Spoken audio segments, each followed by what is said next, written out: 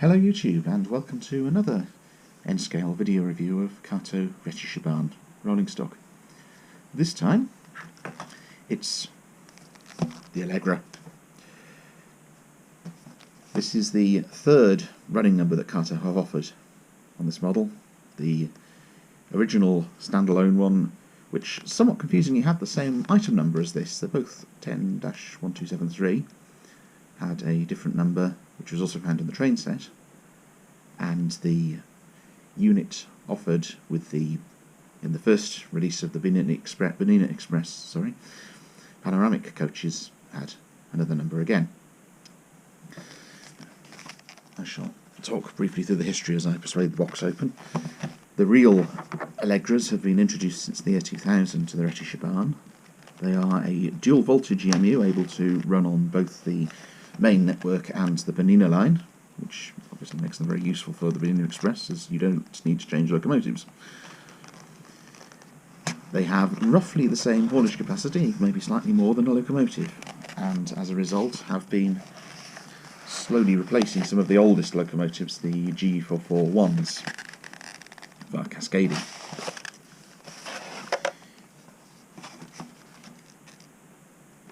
In model form, the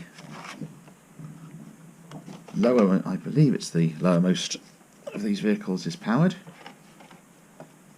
There are directional lights and a combination of Kato's rather nifty little close couplings, and on the outer ends of this particular set it has dummy ones. I'll explain those in a second, because also included is this little bag of bits. So what I'm going to show you is how those apply. These, as you may have guessed, are the working couplings to allow you to haul tail loads with it, such as the current batch of Bernina Express panoramic coaches I reviewed recently. If you're wondering why there are a few different... If you've bought this and you're wondering what the other bits in this pack are for, by the way, well, it's probably in the instructions, but I shall talk you through it now. Shake them out. You also get short gangways and couplings, these two, for the original Glacier Express. Yes, because Kato have adopted these style of couplings as the standard now, but they still aren't fitting them to the Glacier Express releases. They are providing replacements in all the other sets. Now, how does this come off? I may have to get the instructions. Here are the instructions.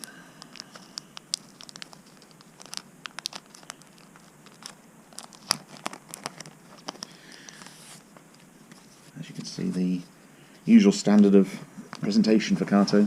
Excellent.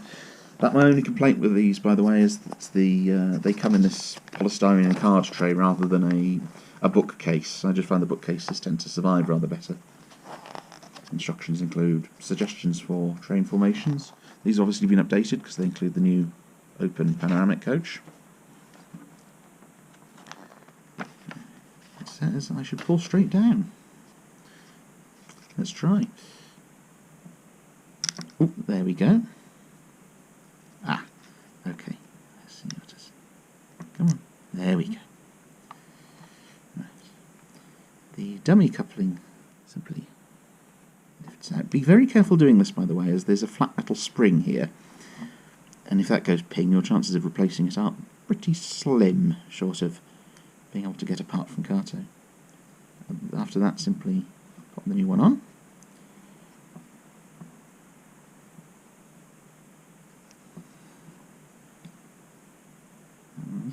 The reason this is taking a little time, by the way, if you can't spot it, is this. In fact, I'm going to see if I can just take that off completely. This little jumper cable here is... Oh, no, it won't come off completely, but I might be able to. This little jumper cable is causing me a little bit of a snag at the moment, because it keeps getting... I can see where it needs to go, but it keeps trying to fight back and refuse to go in there. Come on. Come on.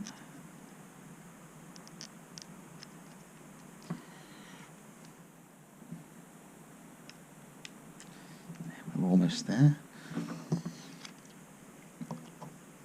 I would suggest keeping a decent pair of tweezers on hand while doing this. Come on. Come on. There we go. That's the coupling installed. And I think I might have to take this a bit close to my eye to work on. I shall show you what I've done after that.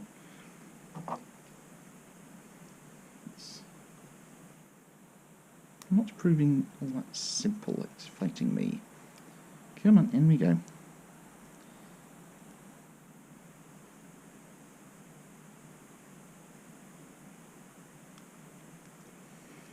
Oof, it really is fighting me. Okay.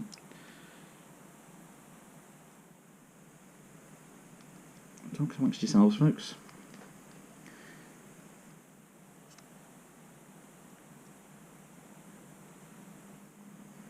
There we go. I shall allow you to feast your eyes upon this glorious front end. The directional lighting is in fact the full Swiss pattern with the single light illuminated at the tail end and the three headlights. I shall now get the whole thing out so I can talk you through a few other features on it.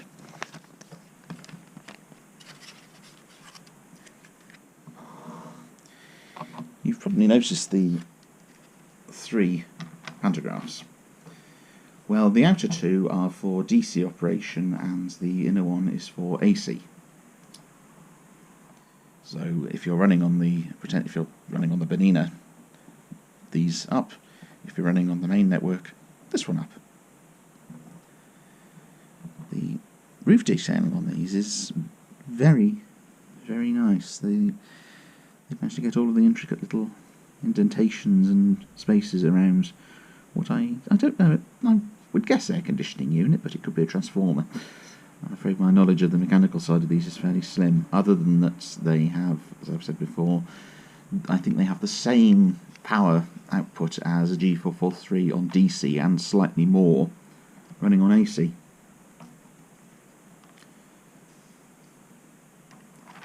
There's not a huge amount to talk about, to be honest. The standard is what you'd expect what you'd come to expect from Kato. If you've got the previous versions of this model, then the running qualities will be no surprise to you. They are a little bit loud, or at least my last one was, and most of the ones that I've seen other people demonstrating have been a little bit loud. They do quieten down with a bit of running. What I will say is, if you do feel the need to go further, try adding a little tiny drop of oil to the two bearings on the worm drive above these gears. Don't touch the motor, because if you get oil into the commutator it will cause absolute mayhem. But a little drop on the worm drive may well quieten it down. I hope you've enjoyed watching this very short review, and I shall probably be back in a while when Kato release their next Rhätische Bahn stock, which should, with any luck, be another version of the G443, rather a rerun of the G443 in the UNESCO livery, which they previously only offered as a special edition, and the luggage van, which everybody has been asking for pretty much since they decided to expand the Rhätische Bahn range from just offering the Glacier Express. With that, hope to look forward to. Goodbye.